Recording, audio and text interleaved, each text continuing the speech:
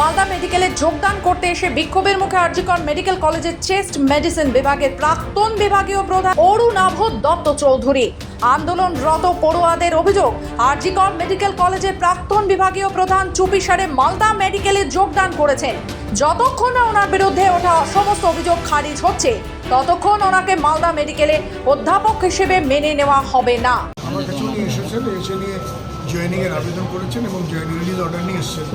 বিষয়টা এবার আমরা দেখছি। এখন আমরা একটা অন্য মিটিংয়ে ছিলাম, এই যে কনফারেন্স চলছে ইনফ্রাস্ট্রাকচার সিকিউরিটি ব্যাপারে, সেটা এইমাত্র শেষ হলো।